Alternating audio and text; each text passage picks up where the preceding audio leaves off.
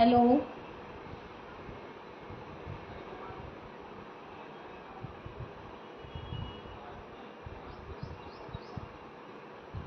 Hello friend, time तो हो चुका है और अभी भी ज़्यादा लोग नहीं आ पाए हैं लाइव क्लास में। पता नहीं क्यों नहीं आए हैं। आज कनेक्शन पुअर दिखा रहा है फेसबुक का। और मैं वेलकम करती हूँ आप सभी का। जो लोग भी आज इस लाइव क्लास में आना चाहें जल्दी जल्दी आ जाइए, क्योंकि टाइम बहुत हो चुका है, फिर हमें लेट भी हो जाएगा आने के लिए, क्योंकि 12:15 से ज़्यादा हो गया है और अभी तक ज़्यादा लोग भी ज्वाइन नहीं कर पाए हैं।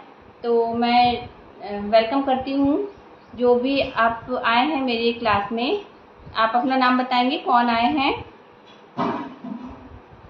हेलो हेलो, कौन आए हैं क्लास में? आपका ये तो दिख रहा है मुझको, लेकिन कौन है मुझको ये नहीं मिल पा रहा है। आज स्लो कनेक्शन दिखा रहा है फेसबुक का ऑनलाइन में, पता नहीं कैसा। यहाँ पे वाईफाई भी नहीं है तो शायद मुझको आज दिक्कत होने वाली है। और मौसम भी कुछ गड़बड़ है, कल से बारिश हो रही है, लगातार पानी गिर रहा है। अभी थोड़ा सा मौसम खुला हुआ है, लेकिन तब भी यदि कल तो 7 लोग थे मेरी क्लास में और आज कोई भी नहीं है, तो कहीं मैं बोर तो नहीं कर रही आपको? आज मुझको ऐसा लग रहा है कि आज अभी तक सब लोग नहीं आ पाए हैं। कल तो टाइम पे सभी आ गए थे और मैंने आज सबसे रिक्वेस्ट भी की है कि सब लोग टाइम से आ जाएं, ताकि हम लोग क्लास जल्दी से ज्वाइन कर पाएँ और थोड़ा बहुत टाइम हमको अपने फ़न के लिए भी मिल जाए। कौन है, मैं जानना चाहती हूँ कि किसने मेरी क्लास ज्वाइन की है। शानू, आप आए थे, फिर से ज्वाइन करिए। फ्रेंड्स, आज सेकंड डे है लाइव क्लास का और मैं चाहती हूँ कि जल्दी से जल्दी सब लोग जुड़ जाएं ताकि हम लोग क्लास शुरू कर पाएँ। सेकंड डे में मैं आपको सिलाई की क्लास देना चाहूँगी और काफ़ी लोग मुझसे सिलाई सीखे हैं। हज़ारों लोगों को मैंने सिलाई का कोर्स सिखाया है और सारे लोग अपने अपने घर में बुटीक का और सिलाई का काम कर रहे हैं और बहुत अच्छा अर्निंग कर रहे हैं। और जो लोग और भी सीखना चाहते हैं तो मैं चाहती हूँ कि वो लोग सारे ऑनलाइन क्लास में आएँ और फिर सीखें। ओह माय गॉड,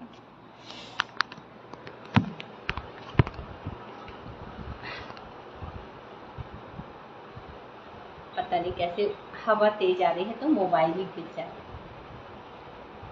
यहाँ पे ज़्यादा सुविधाएं नहीं है। मैं अपना स्टैंड और वीडियो कैमरा कुछ लेके नहीं आई हूँ, मुझे इसी से करना है जो भी करना है। तो आज बहुत दिक्कत होने वाली है। ऐसा लग रहा है कि अच्छे से क्लास हो पाएगी कि नहीं, क्योंकि ज़्यादा लोग पुअर कनेक्शन हो रहा है, स्लो कनेक्शन बता रहा है मेरे मोबाइल में और सारे लोग ज्वाइन भी नहीं कर पा रहे हैं। तब भी मैं क्लास को कंप्लीट करूँगी ही और जो लोग आना चाहें बाद में भी आप लोग मेरी क्लास देख सकते हैं। तो आज मैं आप लोगों को सिलाई के बारे में बताना चाहूँगी कि 26 ईयर्स हो गया है मुझको अपने इस प्रोफेशन में और मैंने हर तरह की डिज़ाइन, हर तरह के कस्टमर, हर तरह की बॉडी में फिटिंग लेके उनका कस्टमाइज़ किया है। और मैं चाहती हूँ कि जो लोग भी मुझसे सीखना चाहते हैं वो लोग ज्वाइन करें। ज़्यादा से ज़्यादा वीडियो को शेयर करें, लाइक करें, फॉलो करें। आपके फ्रेंड ग्रुप होते हैं, आप उनमें भी वीडियो को शेयर कर दीजिए, ताकि गांव में बहुत लोग होते हैं जो सीखना तो चाहते हैं लेकिन उनको सुविधाएं नहीं होती हैं, वो कहीं जा नहीं पाते हैं कोई। और पता है एक चीज़ ये भी होता है कि कई लोग तो फीस ले लेते हैं सिखाने के लिए, लेकिन उतना अच्छे से सिखा नहीं पाते हैं। तो जो लड़कियां सीखती हैं वो 6 महीने भी सीखती हैं, साल भर भी सीखती हैं, लेकिन उनको उतना अच्छा अपने आप में कॉन्फिडेंस ही नहीं आ पाता है कि हम अपने से अपना ड्रेस बना पाएंगे। इसीलिए कई लोग आधा अधूरा कोर्स छोड़ देती हैं और जिनको थोड़ा बहुत आता भी है तो फिर वो उतने में ही काम करना शुरू करती हैं और अच्छे से फिनिशिंग नहीं दे पाती हैं, फिटिंग नहीं दे पाती हैं। तो क्या होता है कि उनके कस्टमर भी उनसे छूट जाते हैं। हेलो शानू, आइए, वेलकम है आपका। और मेरी आवाज़ आपको सुनाई आ रही है तो प्लीज़ मुझको चैट में लिख के यस बताइए।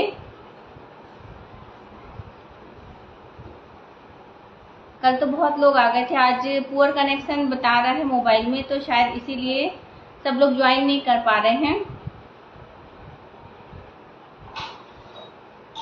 आज की क्लास हमारी सिलाई की क्लास है, जो मैं बेसिक से शुरू करूंगी और स्टेप बाय स्टेप हम आगे बढ़ेंगे, एडवांस लेवल तक जाएंगे। बुटीक का पूरा फिनिशिंग, फिटिंग, फिनिशिंग जो भी काम होता है वो भी मैं आपको सिखाऊंगी।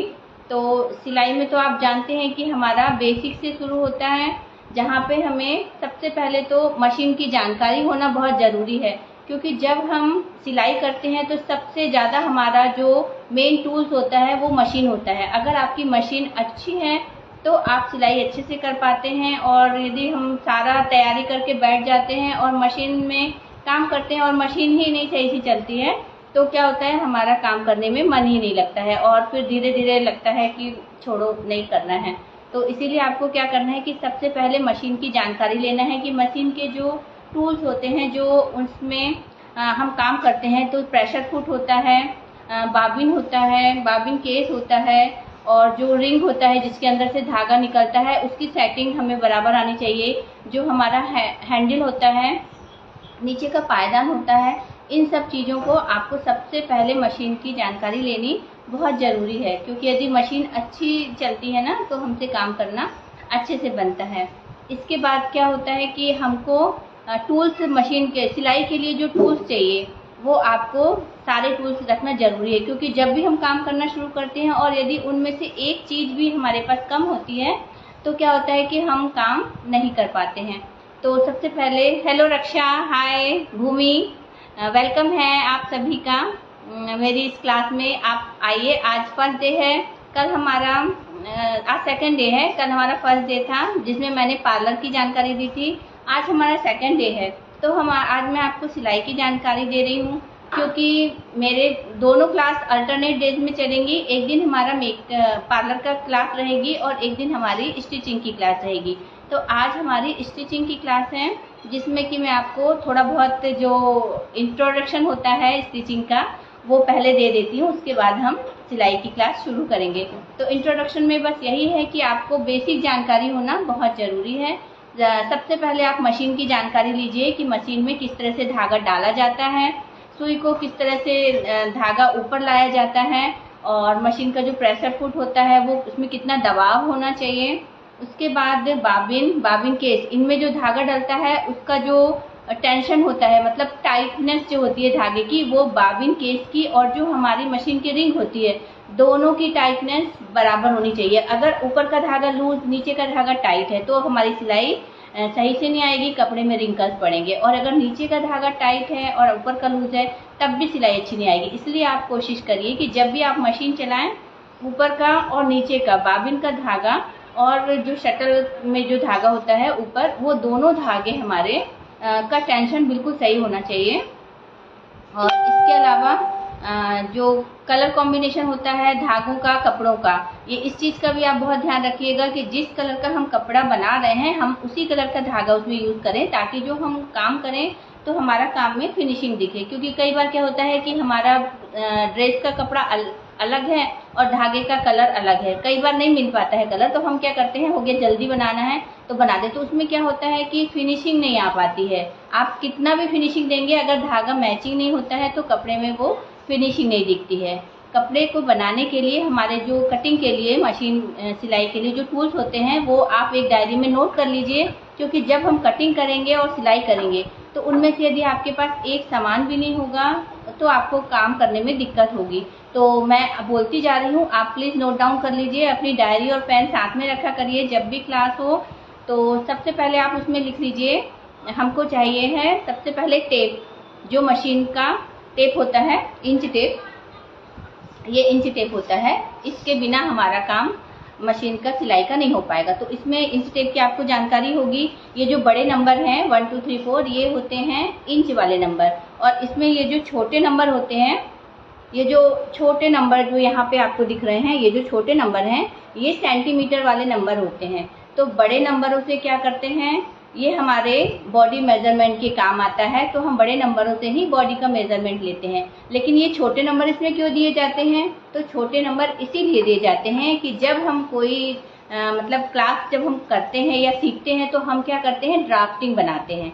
हम अपनी डायरी में जो स्केच हमको अपने पेपर में या कपड़े में काटना होता है, उसी का ड्राइंग हम लोग अपनी ड्राइंग कॉपी में बना के रखते हैं, ताकि कई समय बाद, जब जैसे आज तो आपने ड्रेस का नाप ले लिया, ड्राइंग बना दिया, कटिंग कर लिया, लेकिन अगर 6 महीने बाद आपने बीच में काम नहीं किया और 6 महीने बाद आपको फिर से काम करना है, फिर से अपने लिए ब्लाउज बनाना है या सूट बनाना है, तो आप क्या करते हैं, इस सेंटीमीटर के नंबर से अपनी ड्राइंग कॉपी में एक स्केच बना लेते हैं और जो आपका मेजरमेंट का जो नंबर होता है, इंच का नंबर होता है, उसको आप सेंटीमीटर में लिखते हैं और उसी नाप से फिर आप जब कपड़ा काटते हैं तो क्या होता है कि आपके कपड़े की कटिंग सही होती है और जो आपने काम किया है पहले वो आपको रिवाइज हो जाता है, आपको फिर से याद आ जाता है कि हमने इसी तरह नापा था, इसी तरह ड्राइंग की थी, इसी तरह कटिंग की थी और इसी तरह सिलाई की थी। तो इसीलिए टेप का होना बहुत ज़रूरी है। और कई लोग का क्या होता है, मैंने देखा है कई लोग का टेप का ये जो आगे का पॉइंट होता है ये टूटा रहता है,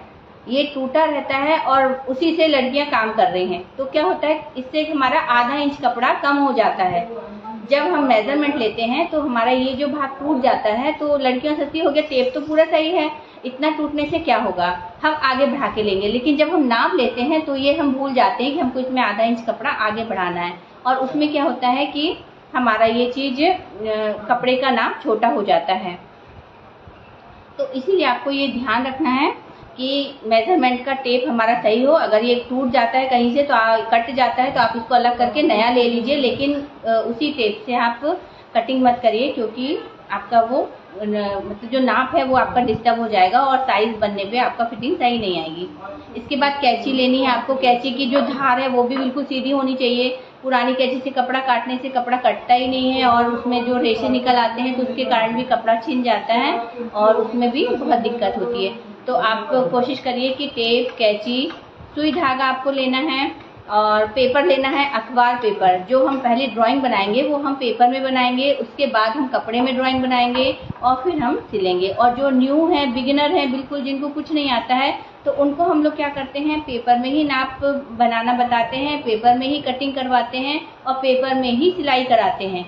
जब सिलाई उनको पेपर में समझ में आ जाती है तब फिर वो कपड़ा काटते हैं और फिर कपड़े में सुई धागे से सिलने के बाद ही मशीन से पक्की सिलाई लगाते हैं। तो उससे क्या होता है कि उनका कपड़ा भी ख़राब नहीं होता और पेपर तो हमारा मतलब लो बजट वाला होता है, तो अगर पेपर ख़राब भी होता है तो हमारा कोई नुकसान नहीं होता। लेकिन यदि कपड़ा ख़राब हो जाता है तो कपड़ा ख़राब होने से हमारा नुकसान होता है। तो इसीलिए हम लोग कोशिश करेंगे कि जो बिगिनर हैं वो सिर्फ पहले पेपर में ही काटें, पेपर में ही सिलें और उसके बाद फिर जब उनको रिवाइज हो जाए तब फिर वो कपड़ा काटें और फिर कपड़े में सिलाई करें। इसके बाद आपको चौक होना बहुत ज़रूरी है, कॉपी पेन होना बहुत ज़रूरी है, स्केल होना बहुत ज़रूरी है और बस इतनी चीज़ें तो सफिशिएंट है। आप अपनी डायरी में नोट कर लीजिए कि सिलाई करते समय आपको ये सब कुछ लेना है, टेप, कैंची, कॉपी, पेन, पेपर, सुई धागा, स्केल और कपड़ा, है ना। और ये सब चीज़ें होनी ज़रूरी है कि जब मैं आपको कटिंग और सिलाई सब बताऊंगी तो आप, और ये एक चीज़ और ये पिन का रोल आता है। ये जो पिन होती हैं ये बहुत ही शार्प होती हैं, बहुत ही पतली होती हैं। ये पिन है, आप देख लीजिए, ये पिन इसका ये बहुत ही शार्प है। ये जो इसका पॉइंट है बहुत ही शार्प होता है और ये पीछे से मोती लगा होता है। तो ये क्या होता है, हमको दो कपड़े अटैच करने में ये बहुत काम आता है। तो जब भी हम सिलाई करेंगे तो आप इन सब चीज़ों को ज़रूर खरीद के रख लीजिएगा ताकि आपका काम करने में कोई भी दिक्कत ना आए और जो भी आप काम करें आपका फिनिशिंग से और बहुत अच्छा काम हो। तो ध्यान रखिएगा इन सब चीज़ों का। और जब भी आप सिलाई करें तो इन सब चीज़ों को लेकर ही कपड़ा काटें और सिलने बैठें और कोशिश करें कि एक दिन में एक कपड़ा बन जाए। क्योंकि कई बार क्या होता है कि हम कपड़ा एक दिन काट के रखते हैं और उसको दूसरे तीसरे दिन या फिर कुछ दिन बाद सिलाई करने बैठते हैं। तो क्या होता है, हमको भूल जाता है कि हमने कटिंग की थी, तो हमारा जो कटिंग का टुकड़ा ही गुम जाता है, वही हमको नहीं मिलता है। तो जब भी आप कपड़ा काटें तो उसको बहुत अच्छे से फोल्ड करके एक डोरी से बांध के रखें या किसी पॉलीथीन में पैक करके रखें ताकि आपके कपड़े ना घूमें और सिलाई करते समय कपड़ा का कोई सा भी टुकड़ा ना घूमे ताकि सिलाई सही से हो। तो इसके हिसाब से हम लोग क्या करेंगे, सबसे पहले नॉर्मल हम कपड़े सिलना बताएंगे और उसके बाद फिर अच्छे फिटिंग वाले आपके नाप के कपड़े बताएंगे। तो इस तरह आपको सिलाई का कोर्स स्टेप बाय स्टेप शुरू से लेके डिज़ाइनिंग कोर्स तक जाएगा। और यदि आप इसी तरह सीखते रहेंगे तो धीरे धीरे आपके काम में फिनिशिंग भी आ जाएगी। तो मेन सिलाई का काम होता है फिटिंग और फिनिशिंग। इसके बाद क्या होता है हम कपड़ों का भी हमको नॉलेज होना बहुत ज़रूरी है। सिलाई में क्या होता है, कई तरह के कपड़े होते हैं, कई कपड़े पतले होते हैं, कई कपड़े मोटे होते हैं, कई कपड़े क्या होते हैं बहुत ही सॉफ्ट होते हैं जो कटिंग करने से गोल गोल हो जाते हैं, फिर हमको सिलने में बहुत दिक्कत होती है। तो उस समय हमारी ये जो पिन होती हैं, ये हमारी पिन बहुत हेल्प करती हैं। तो उन कपड़ों को जब हम अस्तर के साथ अटैच करते हैं तो इन पिनों के साथ हम अटैच करके फिर उसमें कच्ची सिलाई लगा के फिर उसको पक्का करते हैं, तो हमारे कपड़ों में फिनिशिंग बहुत अच्छी आती है। एक चीज़ और बताना है कि जैसे हम लोग कपड़ा खरीदते हैं ड्रेस बनाने के लिए, तो हमें पता होना चाहिए कि हम कौन सी ड्रेस बनाने के लिए कौन सा कपड़ा यूज़ करें। कई बार क्या होता है, हमारा बॉडी का स्ट्रक्चर बहुत हैवी है और हमने हैवी कपड़ा ले लिया फूलने वाला, और हमको उससे स्कर्ट बनानी है या फ्रॉक बनानी है, तो क्या होता है, अगर बॉडी हैवी है तो उसमें आपको लाइट कपड़ा लेना है, और बॉडी लाइट है, स्लिम है, तो आपको उसमें हैवी कपड़ा या जैसे ये आजकल जो कपड़ा आता है फूलने वाला वो कपड़ा, ये इसका आप ड्रेस बनाएंगे तो चल जाएगा। लेकिन यदि कोई हैवी पर्सनालिटी है और उसमें आप यदि हैवी कपड़ा या फूलने वाला कपड़ा लगाते हैं और उसका आप ड्रेस बनाते हैं तो वो आपके ऊपर बिल्कुल भी अच्छा नहीं लगेगा और बॉडी और ज़्यादा हैवी लगेगी।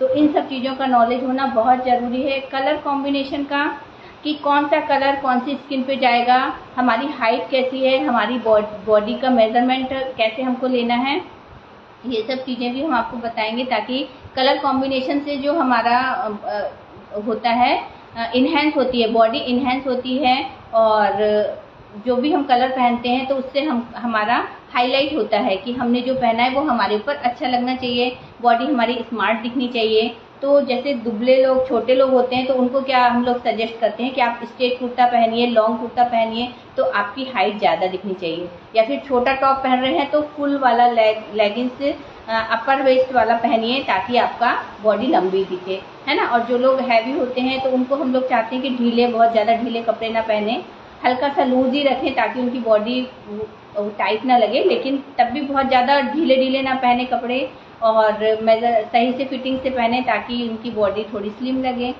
इस तरह हम आपको धीरे धीरे सारी चीज़ों का नॉलेज भी देते जाएंगे साथ में। और आपको यदि कोई क्वेश्चन है तो आप क्लास के समय पे सारे क्वेश्चन अपनी डायरी पे नोट कर लिया करिए। जैसे कटिंग करते समय कुछ चीज़ आपको समझ में नहीं आ रहा है तो आप पूछ सकते हैं, उसका भी हम आपको आंसर देंगे।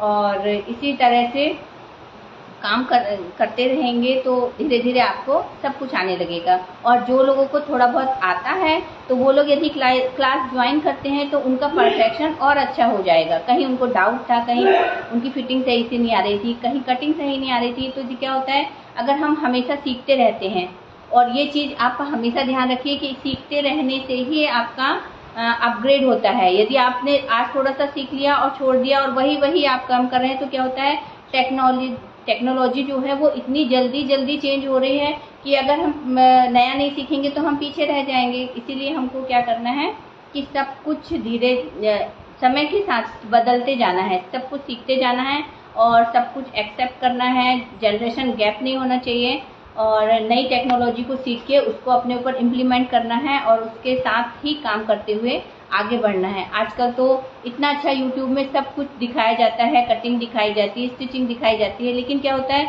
बिगिनर लोग को वो समझ में नहीं आता। जिनको थोड़ा बहुत आता है, जो पहले सिलाई कर चुके हैं, वो लोग तो उसको थोड़ा बहुत सही से करके बना लेते हैं, लेकिन जो बिल्कुल जिनको कुछ नहीं आता है, यदि वो YouTube से देखकर काम करते हैं, कटिंग करते हैं, स्टिचिंग करते हैं, तो उनका कहीं ना कहीं गड़बड़ हो ही जाता है, क्योंकि उनको समझ ही नहीं आता है कि कहाँ से हमको कितना लेना है, चेस्ट का कितना भाग लेना है, चेस्ट का तीसरा भाग लेना है, चौथा भाग लेना है या छठवां भाग लेना है, ये उनको भूल जाता है। तो ये सब चीज़ें क्या होती है, प्रैक्टिस से आ जाती हैं। और जब भी आपको जो चीज़ भी नाप चाहिए, अपनी बॉडी का नाप, जैसे हम लोग क्या करते हैं, ड्राफ्टिंग कटिंग करते हैं, जब भी आप कोई भी ड्राफ्टिंग कटिंग करते हैं तो उसमें अपना नंबर डाल के रख लेते हैं, ताकि 34 साइज़ का ये है, 36 साइज़ का ये है, 38 साइज़ का ये है। तो अगर आपको कभी बॉडी मेजर ड्राफ्टिंग की भी ज़रूरत है तो आप हमसे ले सकते हैं, हम लोग बॉडी का ड्राफ्टिंग करके भी देते हैं। और जिसका जो साइज़ है, तो फिर आप क्या करते हैं, जब ड्राफ्टिंग हमको मिल जाती है तो हमें कुछ और करने की ज़रूरत ही नहीं है, सीधे हमने कपड़ा बिछाया और ड्राफ्टिंग रख के कटिंग की और सिलाई कर दी। और कपड़ा जब भी हम काटते हैं तो आपको उसको प्रेस करना बहुत ज़रूरी है। कपड़े का सीधा भाग, आड़ा भाग और तिरछा भाग, ये भी आपको बहुत अच्छे से ध्यान रखना है कि कपड़े में सीधे भाग में हमेशा लंबाई में कटिंग होती है, आड़ा कपड़ा कटिंग नहीं होता है। आड़े कपड़े से जब कटिंग होती है तो कपड़ा तिरछा हो जाता है, बैंड हो जाता है, मतलब उसमें जो स्ट्रेट आना चाहिए वो लुक नहीं आता है। कई बार कपड़ा एक साइड झुक जाता है, कभी दूसरी साइड झुक जाता है। तो आपको ये ध्यान रखना है कि जब भी आप कटिंग करते हैं तो कपड़े को प्रेस करके खूब अच्छे से उसका बॉर्डर मिला के दोनों कपड़ों का एक साथ प्रेस करना है, ताकि जो आपके कपड़ों की कटिंग आए तो उसमें दोनों साइज आपके सही आए, कोई कपड़ा छोटा ना हो, कोई कपड़ा बड़ा ना हो। तो इस तरह हम क्या करेंगे, सिलाई का आगे करेंगे हर स्टेप में। तो सबसे पहले आपको सिलाई में मशीन चलाना मैं बताती हूँ कि किस तरह से आपको मशीन चलाना है। मशीन में धागा डालना तो आपको आता ही होगा, और नहीं आता होगा तो मैं एक छोटा सा वीडियो बना के डाल दूंगी, तो आपको एक बार उसको देख लीजिएगा। मेरे YouTube चैनल में सारे वीडियो अपलोड होंगे, और आप YouTube चैनल को भी सब्सक्राइब कर लीजिएगा, तो उसमें आपको सब समझ में आ जाएगा कि सब मशीन को कैसे हम उसको साफ करना है, मशीन में कब कब ऑयलिंग करनी है, और किस तरह से मशीन से हमको काम करना है। तो सबसे पहले सिलाई में आपको क्या करना है, मशीन जिनको चलानी नहीं आती है मैं उनके लिए बता रही हूँ, जिनको आती है तो वो तो बहुत ही अच्छा है, और जिनको नहीं आती तो उनको क्या करना है, मशीन में सबसे पहले पेपर रखना है, सुई के नीचे पेपर रख के उसका प्रेशर फुट दबा के नीचे करना है। और उसमें क्या करना है, आपको हैंडल होता है, हैंड रोल जो होता है उसको अपने साइड प्रेशर करना है, और फर्स्ट पैर को, राइट पैर को आपको प्रेशर में पायदान में रख के उसको प्रेशर देना है, और फिर लेफ्ट पैर को आगे साइड वाले में देना है। तो इस समय क्या होगा, ऐसे अप डाउन जब चलता है तो आपका कपड़ा आगे बढ़ता है। तो आपको जब कपड़ा पहली बार पेपर मशीन में रखना है तो आपको सुई में धागा नहीं डालना है, बिना धागा डाले आपको मशीन चलानी है। और इसी तरह आपको चलानी है। तो क्या होगा, आपका पेपर आगे बढ़ेगा, तो जो टाँके हैं वो आपको समझ में आएंगे कि हमारा पेपर आगे बढ़ रहा है और टाँके हमारे मशीन में सीधे आ रहे हैं। इस तरह आपको क्या करना है, पेपर में 10 बार सिलाई करनी है। जब 10 बार आप सिलाई कर लेते हैं तो आपको समझ में आ जाता है कि हमको आगे साइड प्रेशर फुट को दबाना है, फिर लेफ्ट पैर को आगे करके दबाना है, और अप डाउन करके हमारी मशीन सीधी चलने लगती है। जब आपके पेपर में सिलाई आपसे बन जाती है तब आप क्या करते हैं, मशीन में धागा डालते हैं, और फिर से आपको पेपर में सिलाई करनी है। तो मशीन में जब धागा डालेंगे तो आप बाबिन में भी धागा डालेंगे, बाबिन के धागे को बाबिन के केस से आप निकाल के सुई से उसको ऊपर लाएंगे, और उसके बाद आप सिलाई करना शुरू करेंगे। तो आपको कपड़ा पेपर उसी तरह रखना है और प्रेशर फुट दबाना है, और फिर उसके बाद सिलाई करनी है। तो ये जो सिलाई होगी ये सीधी सिलाई आएगी। इससे क्या होगी, आपकी सिलाई में उल्टी नहीं आएगी। अगर मशीन उल्टी चल जाती है तो क्या होता है, धागा बार बार टूट जाता है, और फिर इससे कभी कभी सुई भी टूट जाती है। तो कोशिश करना है आपको कि धागा मशीन सीधी चले, उल्टा ना चले, और धागा डालने के बाद हमारी सिलाई सीधी आए। जब आपकी सिलाई सीधी आती है, हेलो प्रभा, और भी लोग जुड़ते जा रहे हैं, सबको वेलकम है मेरी क्लास में। आप सभी लोग आइए और ज़्यादा से ज़्यादा वीडियो को शेयर करिए ताकि और भी लोग मुझसे जुड़ते जाएं। वेलकम है आप सभी का। और इसके बाद मैं बता रही हूँ कि जैसे मैंने बताया है कि पेपर में आपको सिलाई करनी है, तो ये क्या करनी है आपको, ये सिलाई भी आपको 10 बार करनी है। जब आप 10 बार 10 लाइन पेपर में सिल लेते हैं तो आपको समझ में आ जाता है कि हमारी सिलाई बिल्कुल सीधी आ रही है। इसके बाद आप क्या करते हैं, इसके बाद आप पेपर लेते हैं या कपड़ा जो भी आपके पास है, तो आपको 2 इंच का कपड़ा काटना है। 2 इंच देखिए इतना होता है, 2 इंच इतना होता है। इतने 2 इंच की आपको इतनी लंबी लंबी टेप के बराबर पट्टियाँ काटनी है, इतनी लंबी लंबी पट्टियाँ काटनी है। और उसके बाद क्या करना है आपको, जैसे मान लीजिए ये आपकी पट्टी है, आपने ये 2 इंच की पट्टी काटी है ना, 2 इंच की पट्टी काटी, तो आपको क्या करना है, इस पट्टी को एक बार इधर से फोल्ड करना है, इधर से ये आपने इस साइड फोल्ड कर दिया। अब इसको भी हमको इस साइड फोल्ड करना है। इसका मैं वीडियो बना के डाल दूंगी एक छोटा सा, तो आपको समझ में आ जाएगा, है ना। ये 2 इंच की पट्टी है, तो हमको देखिए ये 2 इंच की पट्टी है, तो आपको एक बार इस साइड से मोड़ना है, एक बार इस साइड से मोड़ना है, और दोनों को फिर पकड़ के ऐसे मोड़ देना है, इस तरह से मोड़ देना है ना। फ्रेंड्स, आपको अच्छा लग रहा हो तो आप लोग लाइक करिए, मुझको हार्ट भेजिए ताकि मुझको लगे कि हाँ आप लोग बोर तो नहीं हो रहे हैं। इस तरह से हमको 2 इंच की पट्टी लेनी है, और इसको थोड़ा थोड़ा मोड़ के फिर एक बार ऐसे फोल्ड कर देना है, और हमको सिलाई चलानी है बिल्कुल किनारे से, ठीक है।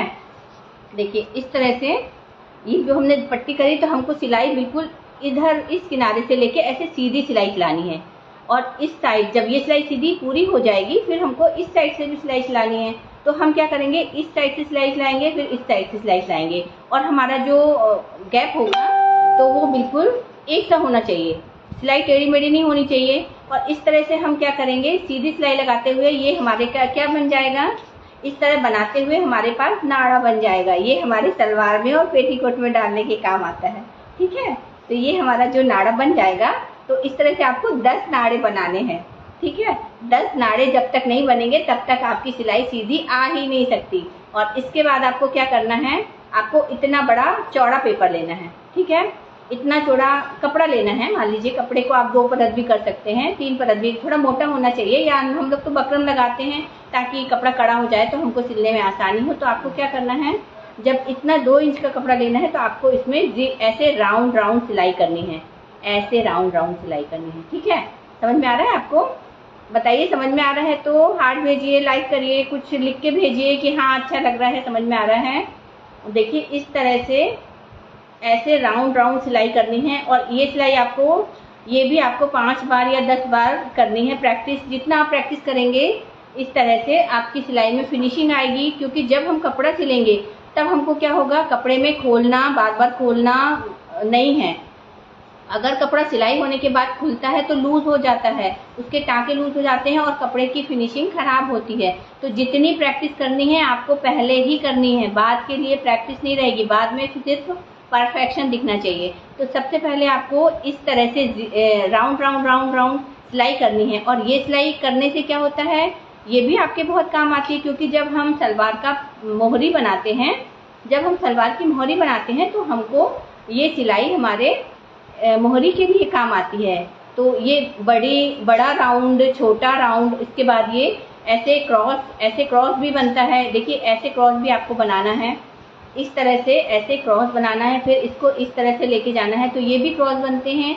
ये सारी प्रैक्टिस हमारी जब हम सलवार की मोहरी बनाते हैं तब काम आती है। और हम लोग जो योग बनाते हैं सूट के लिए, जो हम यहाँ फ्रंट का जो योग बनाते हैं उसमें हम पतली पतली जो डोरी होती है, रैशे क्या बोलते हैं उसको, जो लेस होती है वो लगाते हैं, तब भी ये सिलाई हमारी बहुत काम आती है। क्योंकि उसमें हमको डिज़ाइन देके जो हमारा पैच होता है गले के पास जो हम लगाते हैं, उसको हमको सुंदर दिखाने के लिए ये सारी डिज़ाइन करनी पड़ती है। चाहे आप सिंपल धागे से करें, चाहे गोल्डन धागे से करें, चाहे जरी से करें, या फिर लेस लगा के करें। मतलब ये सारी सिलाई जो हम प्रैक्टिस शुरू में करते हैं, ये जब हम अपना कपड़ा बनाते हैं तो उन सब में ये चीज़ों का यूज़ होता है।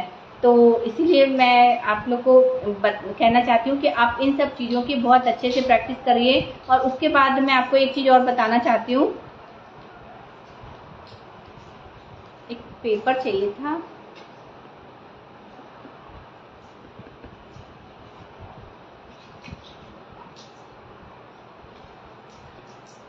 एक और चीज़ बताना चाहती हूँ, जैसे कि हम लोग सीधा टाँका लगाते हैं।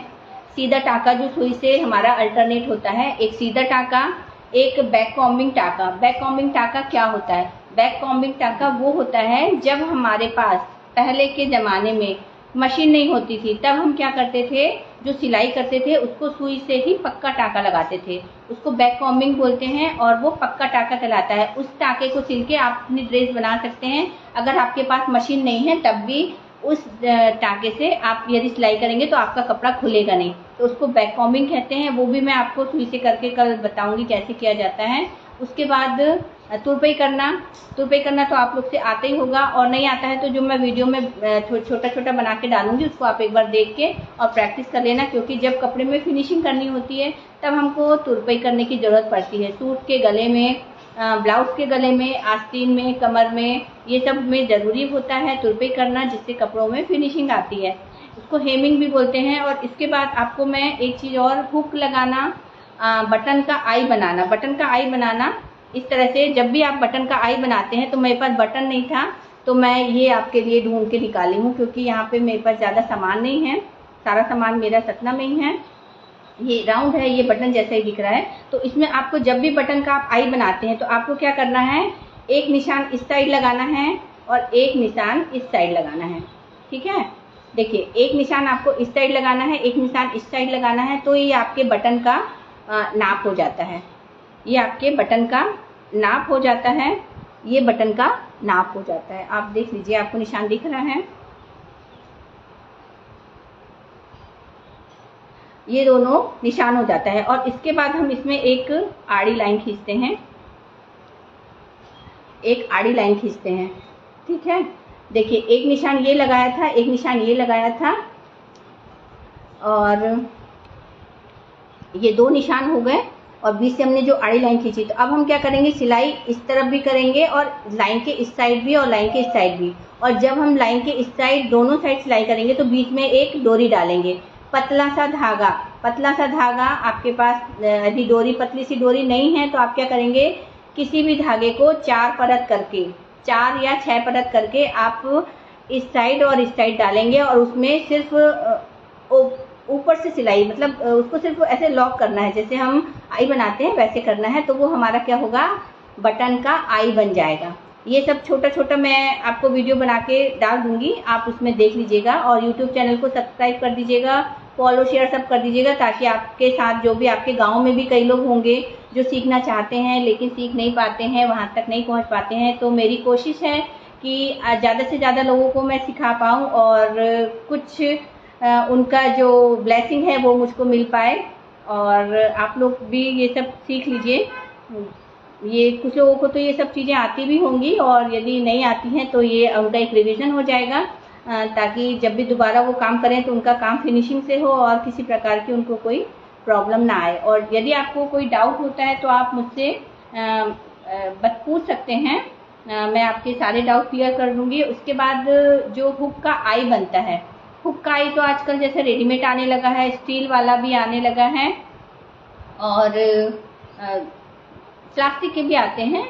और हम लोग तो आजकल कई लोग जो टेलर हमारे हैं वो कपड़े में भी ऐसे डिज़ाइन करके आई बना देते हैं। तो जो हमारा सुई वाला आई होता है वो भी मैं आपको एक बना के दिखा दूंगी, तो वो आप उसकी प्रैक्टिस कर लेना। और इस तरह से क्या होता है, ये हमारा सिलाई का बेस होता है।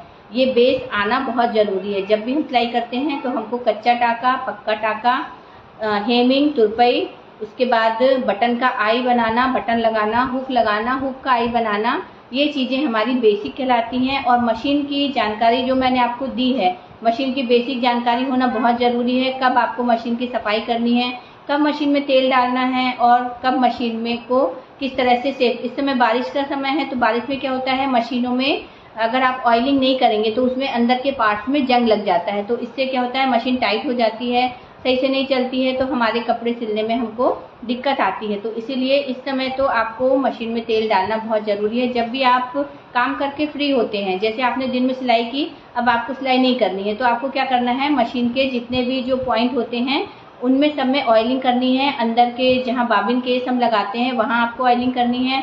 जहाँ से हमारा वो राउंड हैंड राउंड जो घूमता है चक्का, वहाँ पे उसके ज्वाइंट में आपको डालनी है। और पायदान का जो ज्वाइंट है वहाँ पे भी जो घूमता है वहाँ पे आपको ऑयलिंग करनी है। इन सब चीज़ों में ऑयलिंग करने से क्या होगा कि आपके मशीन में जंग नहीं लगेगा और जब भी आप सिलाई करने बैठेंगे तो स्मूथली आपकी सिलाई होगी। और जो कपड़ा आपको 1 घंटा लगता है सिलने में, वो आपका आधे घंटे में ही फिनिश हो जाएगा और आपको बहुत अच्छा लगेगा। एंजॉयमेंट से आप सिलाई कर सकते हैं, आपको फ्रस्ट्रेशन नहीं होगा। सारी चीज़ें जब अवेलेबल होती हैं और हम काम करते हैं तो सब हमारे मन मुताबिक होता है, तो सारा काम हमारा जल्दी हो जाता है और बहुत अच्छे से होता है। और हम लोग बहुत खुश रहते हैं जब कपड़ा बन जाता है और उसको पहन के जब हमारे अंदर जो खुशी होती है ना, वो तो जो सिल के पहनेगा उससे ही पता चलेगा। अभी तो हमारे यहाँ जैसे कस्टमर लोग भी कपड़ा डालते हैं ना सिलने, तो उनको इतनी एक्साइटमेंट होती है नए कपड़े पहनने की कि वो डालने के तुरंत बाद चाहते हैं कि हमको नया सूट बन जाए और हम जल्दी से पहन लें। तो कपड़ा डला, हमने उनको टाइम भी दिया है कि हम 1 हफ्ते में देंगे, लेकिन चौथे 5वें दिन ही उनका फ़ोन आ जाता है कि दीदी हम कब आ जाएं लेने, हमारा बन गया हो, हम आ जाएं तब हम पहन के देख लें। मतलब इतना खुशी रहती है उनको नए कपड़े पहनने की।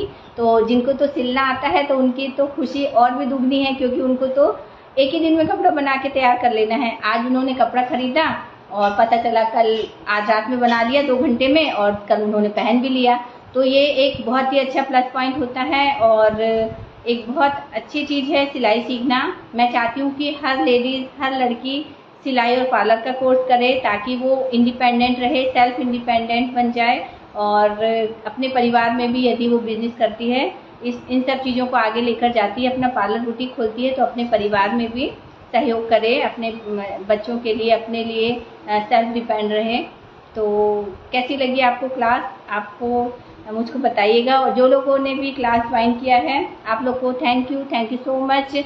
मैं चाहती हूँ कि आप ज़्यादा से ज़्यादा अपने ग्रुप में अपने परिवार वालों को शेयर करें, ताकि उनको भी क्लास ज्वाइन करने का मौका मिले और वो लोग भी कुछ अच्छा सीखें और आगे बढ़ें, अपना सेल्फ डिपेंड बने, आत्मनिर्भर बने। क्योंकि जब तक घर की लेडीज़ आत्मनिर्भर नहीं होती है तो उसे हर चीज़ के लिए, थोड़े थोड़े के लिए, सबके सामने कुछ मांगने में बहुत ही दिक्कत होती है। तो मैं चाहती हूँ कि वो सभी लोग आत्मनिर्भर बने और अपना कुछ ना कुछ काम करती रहें, नया नया सीखें। आजकल तो बहुत सारी चीज़ें हैं सीखने की, तो लोगों को सिलाई और सिलाई में तो इंटरेस्ट ही नहीं है। पार्लर तो लोग सीखते हैं सेल्फ ग्रूमिंग के लिए, लेकिन सिलाई में किसी को इंटरेस्ट नहीं होता है। लेकिन कुछ लोग हैं जिन्हें इंटरेस्ट भी है और वो चाहते हैं कि जो जैसे फैशन दिन पे दिन बदलता जा रहा है और कपड़े के सिलाई का रेट इतना हाई हो गया है। कहीं टेलर के पास हम अपना ब्लाउज सिलवाने जाते हैं तो हमारा 500 में सिर्फ ब्लाउज सिलता है, तो लोगों को लगता है कि 500 की तो हमने साड़ी खरीदी है और 500 का हमें ब्लाउज सिलवाना है, तो उनको बहुत महंगा लगता है। तो इससे क्या होता है, यदि आपको सिलना आता है, आपने सिलाई सीखी है, तो आप अपना कपड़ा खुद ही बना के खुद ही पहन सकते हैं। तो आपको किसी को पैसे भी नहीं देने हैं और आपका काम भी हो जाएगा। तो सभी को यही शुभकामनाएं हैं कि आप लोग अच्छे से सीखें और इम्प्लीमेंट करें अपनी लाइफ में इस चीज़ को और आगे बढ़ें। क्योंकि आजकल ब्रांड हैं, धीरे धीरे आप यदि फैशन CEO बनते हैं तो आप अपना ब्रांड भी बना सकते हैं, बहुत अच्छा पार्लर, बहुत अच्छा बुटीक खोल सकते हैं। क्योंकि दिन पे दिन इन सब चीज़ों की ज़रूरत बढ़ती ही जा रही है। लोग फैशनेबल कपड़ा पहनना चाहते हैं तो वो नई नई डिज़ाइन नेट में सर्च करके हम लोगों को देते हैं और हमारे यहाँ हर तरह का डिज़ाइन बनता है। जैसा भी लड़कियाँ डिज़ाइन सर्च करके देती हैं, हम सेम उनका वही ड्रेस बना के देते हैं। ज़्यादातर हमारे यहाँ साड़ियों का रीयूज़ होता है। साड़ियाँ जो मम्मी लोगों की होती है ना, सुंदर सुंदर साड़ियाँ जो मम्मी नहीं पहनती हैं, तो लड़कियाँ उनमें से नया नया ड्रेस बनवा लेती हैं। जैसे प्लाजो हो गया, ऊपर का short, gharara, sharara, one piece gown, crop top और भी कई सारी ड्रेस जो लोग मोबाइल में सर्च करके हमको देते हैं, तो हम सारे ड्रेस उनके उसी तरह बनाते हैं। और मेरी क्लास में मैं भी आपको हर तरह का ड्रेस बनाना सिखाऊंगी। छोटे, अभी हम लोग का छोटा छोटा स्टेप है, तो हम लोग पहले छोटे सिंपल कपड़ों से शुरू करेंगे और धीरे धीरे क्लास आगे बढ़ती जाएगी। कुछ हमारे पेड कोर्स रहेंगे, जैसे फैशन डिज़ाइनिंग का जो कोर्स रहेगा वो पेड रहेगा। उसमें जो लोग अपने खुद के लिए फैशनेबल कपड़े बनाना चाहते हैं या सीखना चाहते हैं अपने बुटीक के लिए, तो उनका पेड कोर्स रहेगा, उसका कुछ चार्ज उनको देना होगा और उनको हम अलग ग्रुप में शामिल करेंगे। उनकी जूम क्लास होगी और जूम क्लास में हम उनको लाइव सिखाएंगे।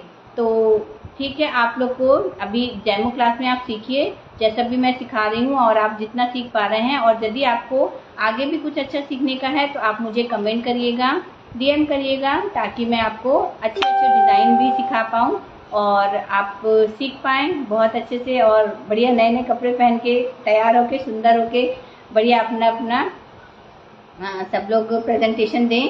और जो लोग भी क्लास में आए हैं उनका थैंक यू, फिर से बहुत बहुत धन्यवाद। आप लोग खूब खुश रहिए, खूब ध्यान रखिए अपना और खूब अच्छे से सिलाई सीखिए, पार्लर का कोर्स सीखिए और अपने सारे फ्रेंड्स को बताइए। और आज कनेक्शन स्लो है ना, तो ज़्यादा लोग मुझको दिख नहीं रहे हैं, मेरी बात भी नहीं हो पा रही किसी से। कल तो सभी ने कमेंट में मुझसे बात भी की थी, आज पता नहीं क्यों मुझको कोई दिख ही नहीं पा रहा है।